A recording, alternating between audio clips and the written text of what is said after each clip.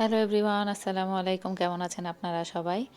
চলে এলাম আরও একটি নতুন ব্লগ নিয়ে। এখানে আমি একটা পুরাতন কাপড়, পুরাতনও না বলতে গেলে একটা কাপড় মিক্সি আর কি, এটাকে আমি কেটে কামিজ বানিয়ে নিলাম।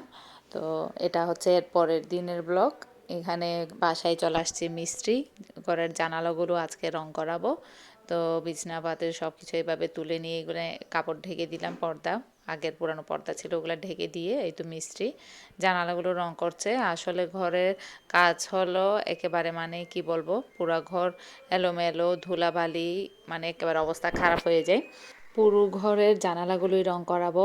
আর কিচেনের জানালা তো আগেই রং করা হয়েছে, গত ব্লগে আমি শেয়ার করেছিলাম। কিচেনের তিনটা জানালা, কিচেনের দুইটা, বাইরের বেসিনের একটা, তিনটা জানালা এগুলোর নতুন করে গ্রিল লাগিয়ে আবার রং করা হয়েছে। তো গত মাস দেড় মাস ধরে শুধু এই মিস্ত্রি আর এই ঘর এগুলো নিয়েই আছি।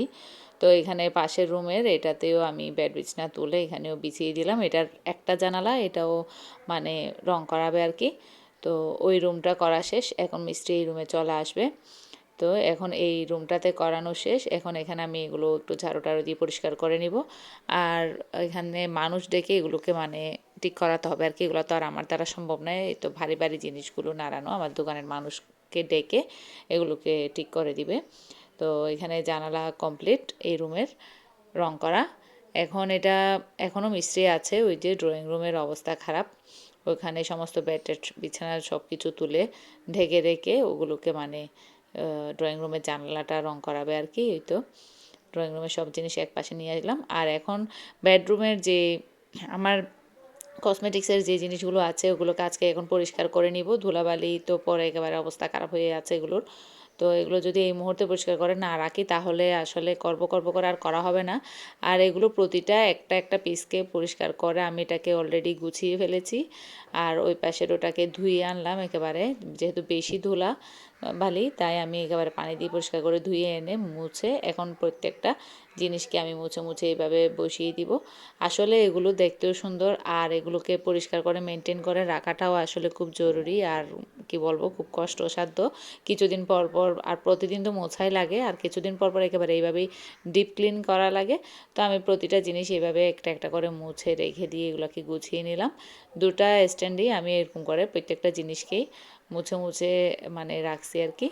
তো এইভাবে করে রেখে একেবারে জানালা থেকে শুরু করে ঘর প্রত্যেকটা কিছু বলতে গেলে রোজার আগে একটু ভালোভাবে ডিপ ক্লিনই একেবারে হয়ে গেল। ঘরের পরিষ্কারটাও হয়ে গেল, আর এদিকে জিনিসপত্র পরিষ্কার হয়ে গেল আর কি। ঘরও জানালা টানালা সব কিছু মানে ঘরে রং করিয়ে নতুনের মতো হয়ে গেছে। তো রোজার আসার আগেই ঝামেলার কাজ সব শেষ। এখন এই তো দুইটা স্ট্যান্ডে পরিষ্কার করে নিয়ে আমি প্রত্যেকটা জিনিসকে ভালো করে মুছে রেখে দিয়ে এখন এই তো এই রুমটাকে গুছিয়ে নিলাম। এটা পরের দিন সকালের, এখানে আমি 3 দিনের ব্লগ একসাথে শেয়ার করছি। এটা এখানেও প্রত্যেকটা জিনিস একটা একটা করে মুছে গুছিয়ে এখানে এখন রেখে দিলাম। এই তো এই যে জিনিসগুলো পরিষ্কার করে নিয়েছি ওগুলো এনে যার যার জায়গায় বসিয়ে দিয়েছি আর কি।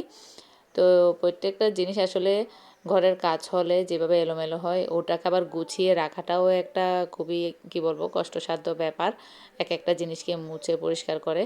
আর এই দুটা জিনিস আমি আমার নিজ হাতে তৈরি করেছিলাম চকলেটের বক্সকে। আর এই তিনটা জিনিস এগুলোতে আমি ব্রাশ রাখি, মেকআপ ব্রাশ, এগুলোও আমি নিজ হাতে তৈরি করেছি। আর এটা হচ্ছে আমার চুরির স্ট্যান্ড, এটাও অনেক বছর আগের কেনা।